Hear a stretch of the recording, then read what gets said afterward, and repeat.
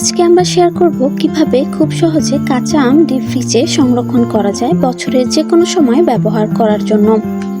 প্রথমে ভালো মানের কাঁচা ও টাটকা আম বেছে নিতে হবে।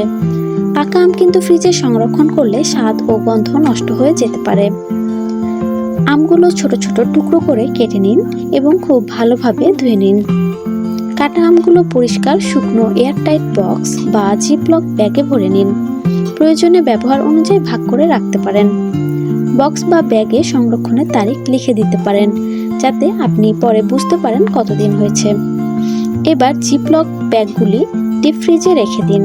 এভাবে আম 6 মাস বা তারও বেশি সময় ভালো থাকবে। প্রয়োজনের সময় বের করে কিছুক্ষণ রেখে দিন, তারপর রান্না বা আচার বানানোর কাজে ব্যবহার করুন। এই ছিল সহজ উপায়ে কাঁচা আম সংরক্ষণের পদ্ধতি। ভিডিওটি ভালো লাগলে লাইক দিন, বন্ধুদের সাথে শেয়ার করুন আর সাবস্ক্রাইব করতে ভুলবেন না।